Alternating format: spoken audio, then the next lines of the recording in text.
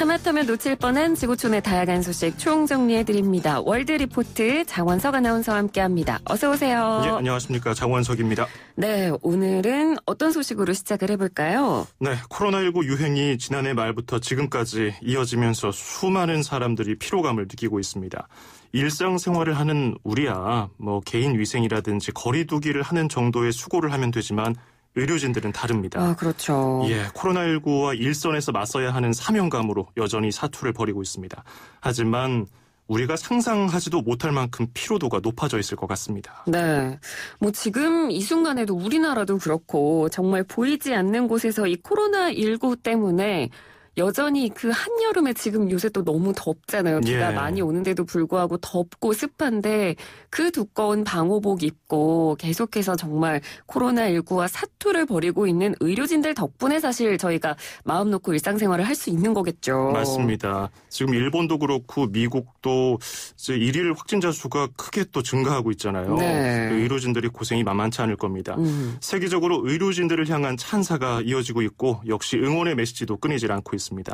예전에 저희가 러시아 여성 의료진이 땀으로 가득 찬 방호복을 입고 일하는 게 너무 힘들어서 방호복 안에다가 수영복을 입은 채로 업무했다는 소식 전해드렸잖아요. 아, 네, 맞습니다. 저희가 이 시간에 전해드리면서 보건당국이 그래서 그 해당 의료진에게 제재를 했다가 이제 국민들과 시민들이 반발을 하니까 결국 그 제재를 번복했다. 이런 내용이었죠. 그렇습니다. 말씀하신 것처럼 러시아 시민들이 이 방호복 안에 비키니 수영복을 입은 사진을 SNS에 올리면서 보건당국을 비판하고 해당 의료진을 응원하는 캠페인이 일기도 했습니다. 네. 옷이 무슨 문제냐. 목숨 걸고 일하는 의료진 기죽이지 말라. 이런 비판이었습니다.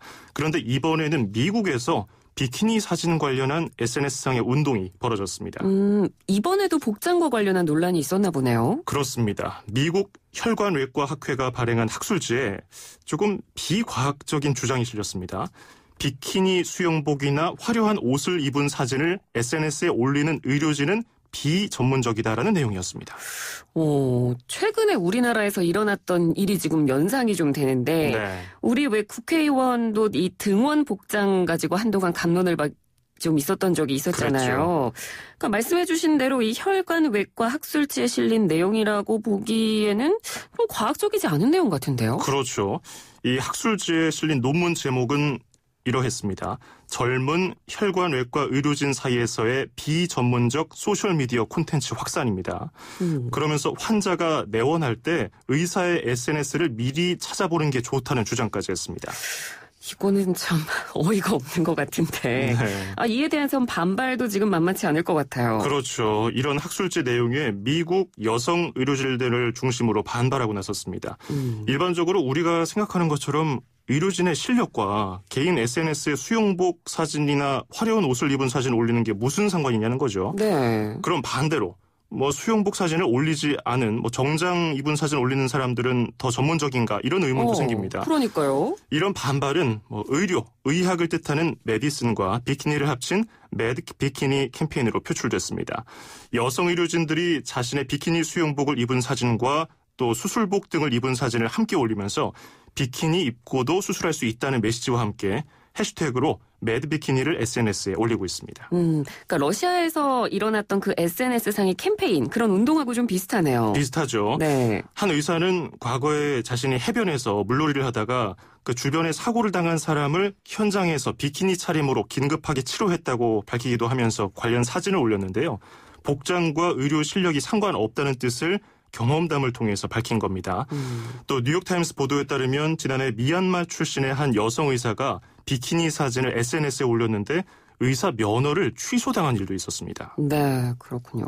그러니까 이 성차별적인 내용을 주장한 학술지와 논문은 아무래도 권위가 많이 떨어질 것 같은데요. 그렇습니다.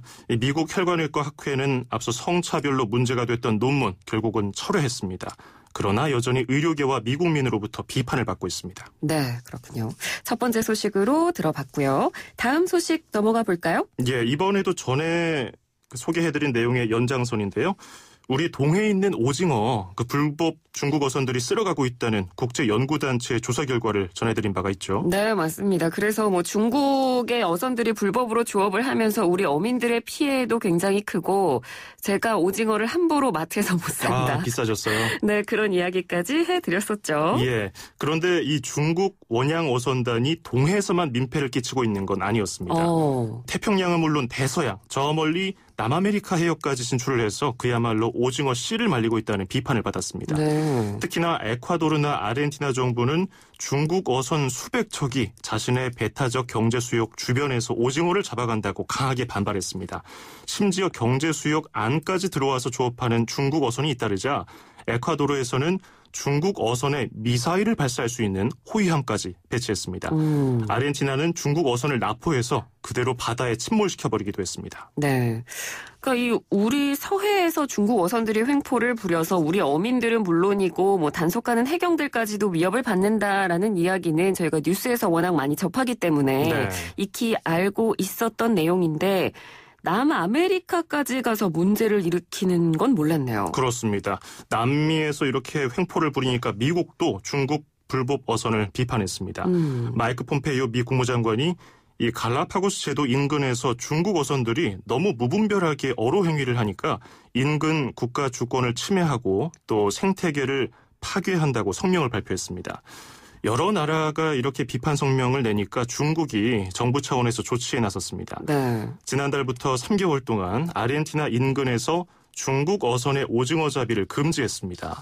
또 오는 9월부터는 역시 3개월 동안 에콰도르 인근에서 오징어를 잡지 못하도록 했습니다. 네, 뭐 이렇게 여러 나라들이 계속 비판을 하니까 중국도 어쩔 수 없이 꼬리를 내린 것 같은데 그런데 제 기억에는 이 중국이 자국의 어선들에게 조업을 못하도록 조치한 건 그동안 없었던 것 같거든요. 맞습니다. 중국 정부 차원에서 이런 식으로 자국 어선들을 제한한 거는 처음입니다. 네. 중국 정부는 뭐 연해 국가, 국제기구와 협력을 통해서 어족 자원 보존에 적극 참여하겠다고 밝혔는데요. 그래도 굉장히 고무적인 발표죠. 그런데 문제는 우리나라 동해, 서해 인근에서 불법 조업하는 어선에 대해서는 규제하지 않았다는 점입니다. 그러니까 중국 정부가 다른 지역에 대해서는 조치 계획을 안 내놓은 건가요? 그렇습니다. 아직까지 남미 지역 부분에만 이제 조치를 했고, 네. 일단 처음으로 시행된 금어 조치가 이 아르헨티나와 에콰도르 인근에만 해당됩니다. 앞으로 더 모니터링해서 다른 지역에도 조치를 할 계획이라고 밝혔습니다. 하지만 한반도 해역으로도 확대가 될지는 미지수입니다. 네, 우리나라도 사실 피해가 만만치 않은데 우리나라와 중국 정부 간에도 뭔가 좀 진전 있는 협의가 이번 기회를 통해서 좀 있었으면 좋겠다는 생각이 듭니다. 그렇습니다. 자, 월드리포트 함께하고 계십니다. 이제 마지막 소식이죠? 예, 우리 전진영 앵커도 휴가를 다녀왔는데 네. 지금 7월 말부터 8월까지 전통적인 여름 휴가철이죠. 그렇죠. 근데 우리가 휴가를 가려면 수개월 전부터 항공기, 숙박 가격 비교하고 가장 합리적인 선택을 합니다. 쓸데없는 소비를 하지 않으려는 노력이죠. 그런데 막상 유명한 휴가지에 가면 이른바 바가지 요금을 씌우는 일부 상인들 때문에 눈살이 찌푸려집니다. 네. 가끔 뉴스에 나오는 걸 보면은 우리도 한철 장사하는데 너무 팍팍하게 뭐라고 하는 거 아니냐 이런 발언을 하기도 하죠. 이 바가지 요금으로 악명 높은 세계 곳곳 휴양지가 또 논란이 되고 있습니다. 네, 국내 여행에서도 그렇고 해외 여행에서도 그렇고 바가지 요금 때문에 기분 좋게 여행 갔다가 기분 상하는 경험을 해보신 분들 꽤 있으실 거예요. 그렇습니다. 최근에는 일본의 한 초밥 전문점에서 한국 사람에게만 마시는 물 요금을 받아서 이 바가지 요금 겸 혐한 논란이 일기도 했고요. 예전에는 또 고추냉이, 그러니까 현지 말로 와사비를 한국 사람 음식에 과하게 넣어서 논란이 되기도 했었습니다. 네, 바가지 요금도 문제지만 이렇게 특정 국가의 사람들, 그러니까 우리나라 사람들에게만 불친절하거나 혐오를 이렇게 부추기는 행위, 이런 것들이 좀 지적이 된 적이 있었죠. 그렇습니다. 이런 사례들 보면 우리나라에 오는 외국인들에게는 이렇게 하지 않아서 여행객들이 나쁜 감정 갖지 않도록 반면교사로 삼아야겠다는 생각이 들기도 합니다. 맞습니다. 외국인들한테 요금 과하게 받아서 논란이 되는 국내 사례도 종종 언론 보도가 나오잖아요. 네, 우리가 외국에서 겪는 불쾌함을 반대로 외국인들이 우리나라에 여행을 왔거나 여기서 산다고 했을 때 네. 똑같이 느낄 수 있는 거니까요. 그렇습니다. 제가 이 바가지 요금으로 이야기를 꺼내봤는데요. 오늘 소개해드릴 곳은 태국입니다.